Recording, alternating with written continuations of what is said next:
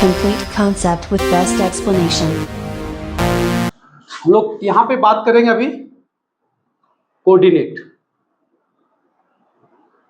ठीक है, कोऑर्डिनेट मतलब 2D में आते हैं। तो 2D में यहाँ पे क्या होता है कि दो रियल नंबर का जोड़ पड़ता है। अभी यहाँ पे कोई पॉइंट अगर है, सब ये हो गया एक्स एक्सिस, ये हो गया आपका वाई एक्सिस, इसको बोलते हैं एक्स वाई प्लेन। इसको क्या बोलते हैं? एक्स वाई प्लेन, यानी कि प्लेन हो गया। 2D में हम लोग को बात करते हैं कि कोई भी पॉइंट होता हुआ कहां पे होगा? प्लेन में होगा। 3D जब पढ़ेंगे वो कहां पे पॉइंट होगा? स्पेस में होता है। तो अभी हम लोग जितना भी काम करेंगे सारा भी पॉइंट होगा किस पे लाई करेगा? प्लेन में।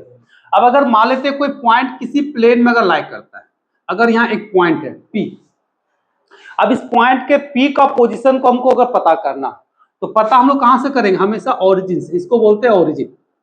ठीक है, ओरिजिन से अगर हमको पता करना रहेगा तो पहले एक्स की ओर भागेंगे। तो एक्स की ओर हम लोग जो चलते हैं ऐसे, इसको बोलते हैं डिस्टेंस ट्रेवल अलोंग एक्स। इसको एक्स से रिप्रेजेंट करते हैं। फिर हम लोग किधर मूव करेंगे? ऊपर की ओर, ऐसे। किधर मूव करेंगे? ऊपर की ओर, यानी कि वाई एक्सिस की ओर चले। तो देखिए दो डायरेक्शन चेंज करना पड़ा, माने इस पॉइंट तक पहुंचने के लिए हमको दो डायरेक्शन की जरूरत पड़ा, यानी कि दो रियल नंबर की जरूरत पड़ता है। तो दोनों रियल नंबर का जो हम लोग ऑर्डर पेयर लिखते हैं एक्स और वाई, इसी को बोलते हैं कोऑर्डिनेट। किसी भी पॉइंट को कोऑर्डिनेट में हम लोग कैसे लिखते हैं? ये देखिए एक्स और वाई, दो रियल नंबर का ऑर्डर पेयर में लिखा जाता है। ये दो रियल नंबर का ऑर्डर पेयर ही क्या कहलाता है? उस पॉइंट का कोऑर्डिनेट कहलाता है। अब यहां पे सवाल है, एक्स क्या है? एक्स हो गया आपका डिस्टेंस ट्रेवल अलोंग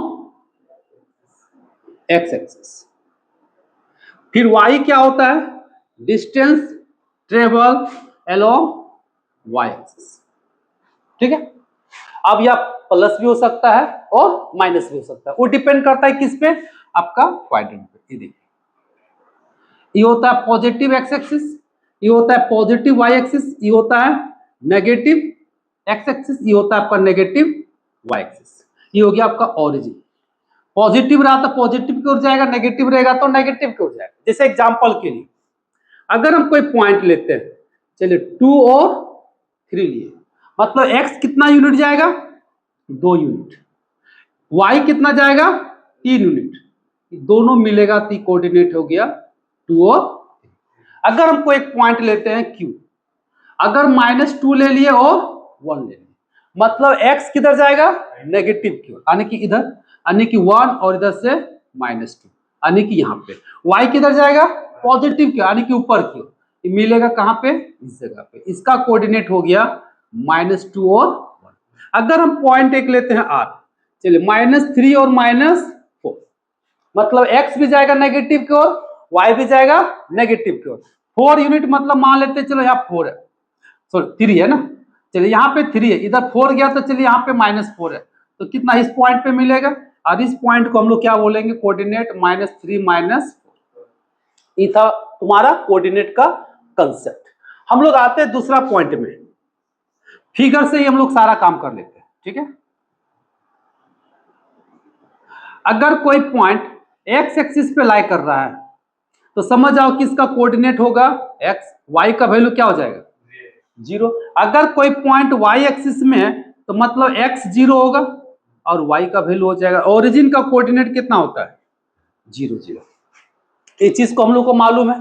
तीसरा पॉइंट हम लोग आते हैं, हम लोग को यहाँ पे यूज करना, यानी कि इसको बोलते हैं फर्स्ट क्वाड्रेंट, इसको सेकंड बोलते हैं, इसको थर्ड बोलते हैं, इसको फोर्थ बोलते हैं। इस हम लोग को पहले से भी मालूम है। ये फर्स्ट हो गया, ये सेकंड हो गया, ये आपका थर्ड हो गया, ये आपका फोर्थ क्वाड्रेंट हो गया। इस चीज को मालूम है। और फर्स्ट क्वाड्रेंट का हम लोग को पता है कि क्या होता है साइन, इसमें दोनों पॉजिटिव होता है, इसमें आपका हो जाएगा नेगेटिव पॉजिटिव, इसमें दोनों नेगेटिव होता है, इसमें आपका पॉजिटिव नेगेटिव। अब इससे हम लोग पता कर सकते हैं कि कौन सा पॉइंट कहां पे लाई करेगा। हम लोग का एक इंपॉर्टेंट फॉर्मूला था डिस्टेंस फॉर्मूला, सब क्लास 10 का चीज है, डिस्टेंस फॉर्मूला। डिस्टेंस फॉर्मूला कहता है क्या? अगर दो पॉइंट दिया हुआ है ए और बी, ए का कोऑर्डिनेट मालूम है x1 y1, बी का कोऑर्डिनेट मालूम है x2 y2। अब ए और बी दो पॉइंट हुआ, तो दोनों का बीच का डिस्टेंस क्या होगा? तो डिस्टेंस फॉर्मूला का कंसेप्ट क्या कहता है? ऐसे इसका सबका प्रूफ होता है, पहले पूछता था, वो ऐसा है नहीं, तो उतना लंबा चौड़ा हम लोग अभी नहीं देखेंगे। तो इसका कंसेप्ट क्या होता है? डिफरेंस ऑफ एक्स कोऑर्डिनेट का whole square plus difference of y coordinate का होल स्क्वायर। अगर यही पॉइंट मान लेते हैं कि एक ओरिजिन हो गया और दूसरा एक गिवन पॉइंट हो गया x1 और y1, तो इसका डिस्टेंस सीधा सीधी हो जाएगा x1 का स्क्वायर प्लस y1 का स्क्वायर। ये था आपका डिस्टेंस फॉर्मूला। अब इसी तरह से हम लोग इसका देखेंगे सेक्शन फॉर्मूला। फिर इसका एक फॉर्मूला आता है एरिया ऑफ द ट्रायंगल, ठीक है। और एरिया अगर 0 हो गया तो वह क्या होता है? कॉलोनियर होता है। ये छोटा छोटा चीज होता है, ठीक है। हम लोग यहां भी चाहोगे तो देख सकते हो। देखो हम लोग आते हैं जिसको सेक्शन फॉर्मूला कहते हैं। कौन सा फॉर्मूला? Section formula. सब याद होगा क्योंकि क्लास 10 का चीज है, ठीक है। सेक्शन फॉर्मूला में क्या होता है समझो। अगर मान लेते हैं कि एक लाइन है, एक पॉइंट आपका दिया हुआ जिसका कोऑर्डिनेट x1 y1, बी एक कोऑर्डिनेट है x2 y2, एक बीच में पॉइंट है p। अब मान लेते हैं कि जो पॉइंट ए बी को डिवाइड करता है किस रेशियो में? m/n के रेशियो में डिवाइड करता है। जब m/n के रेशियो में डिवाइड करता है तो कहेगा कि p का कोऑर्डिनेट क्या होगा। अगर हम मान लेते p का कोऑर्डिनेट अगर x y है तो हमको x फाइंड करना पड़ेगा और y फाइंड करना पड़ेगा। तो x का क्या होता है फॉर्मूला? बहुत आसान, m अपने से दूर वाला को पकड़ेगा और n अपने से दूर वाला। जब x का वैल्यू निकालेंगे तो x वाला का काम करेंगे, तो x वाला का काम करेंगे तो m x2 plus n x1 bye दोनों का जोड़ देंगे। अब इस तरह से y इक्वल टू क्या हो जाएगा? y वाला काम होगा m y2 plus n y1 by m plus n। आपको पता है कि यह कब होता है? जब डिवाइड इंटरनली होता है। कब होता है? जब इंटरनली होता है, मतलब यह जो पॉइंट होगा a और b के बीच में हो। बीच करने का मतलब क्या? अंदर में हो, तो उसको बोलते हैं इंटरनली, ठीक है। अब यही जब एक्सटर्नली हो जाएगा, ठीक है, तो इसका कोऑर्डिनेट क्या हो जाएगा? सब जगह यहाँ पे हम लोग माइनस कर देंगे। एक्सटर्नली में क्या होता है? माइनस हो जाएगा, यानी कि x का वैल्यू हो जाएगा m x2 minus n x1 by m minus n, y equal to हो जाएगा m y2 minus n y1 by m minus n। ये कब होगा? एक्सटर्नली में। जब एक्सटर्नली बोलेगा तो इसका मतलब क्या हो जाएगा? माइनस। और एक्सटर्नली का मतलब क्या होता है? जो पॉइंट P है ये तुम्हारा कहां पे रहेगा? ए बी के बाहर में होता है। ये हम लोग का सेक्शन फॉर्मूला था। इसके बाद आता है मिड पॉइंट फॉर्मूला। तो मिड पॉइंट करने का मतलब क्या हो गया? यह पॉइंट तुम्हारा बीचों बीच होगा, मतलब m और n दोनों आपस में क्या हो जाएगा? इक्वल हो जाएगा। तो सिंपल फॉर्मूला आएगा x1 प्लस x2 बाय 2। उसको भी हम लोग लिख लेंगे, तो इसको अगर नोट करना तो नोट कर लो क्योंकि इसका यूज हम लोग बहुत ज्यादा करेंगे। मिड पॉइंट में क्या होता है कि अगर मान लेते हैं कि कोई लाइन है, पॉइंट ए हो गया, x1 y1 कोऑर्डिनेट दिया हुआ है, पॉइंट बी हो गया, x2 y2 कोऑर्डिनेट दिया है, पॉइंट पी है जो मिड पॉइंट है। पी क्या है? मिड पॉइंट है, मतलब दोनों का स्लोप आपस में क्या हो जाएगा? बराबर हो जाएगा, यानी कि m और m हो जाएगा। तो मिड पॉइंट अगर हो, इफ अगर मान लेते हैं कि P is the mid point of किसका? A and B। तो P का कोऑर्डिनेट सबको याद होगा x1 plus x2 bye 2, y1 plus y2 bye 2। ये हो गया आपका क्या? मिड पॉइंट का। हम लोग इसी पे एक आता है एरिया ऑफ द ट्रायंगल।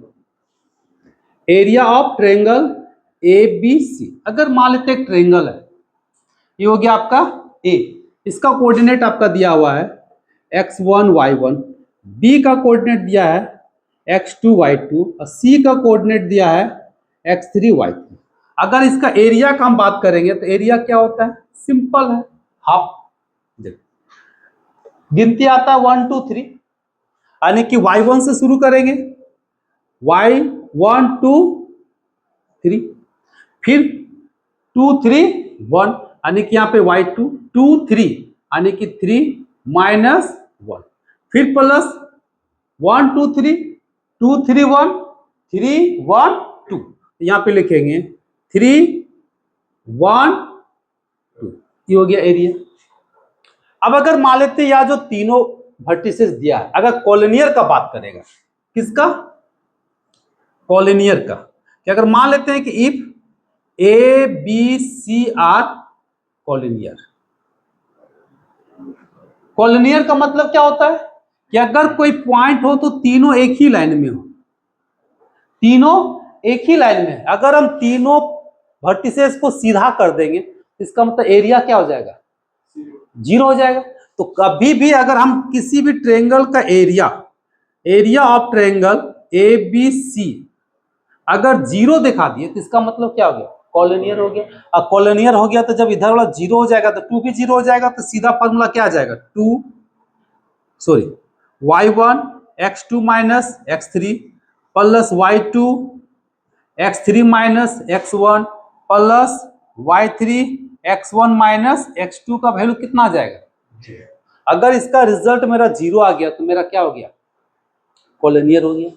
अब इससे हम लोग अगर ट्रायंगल हो गया, इक्विलेटरल हो गया, जो भी प्रॉपर्टी अगर दिखाना है तो हम लोग दिखा सकते हैं डिस्टेंस फॉर्मूला से। अगर मान ले 4 वर्टिसेस दिया हुआ है, ए दिया है, बी दिया है, सी दिया है और डी दिया है।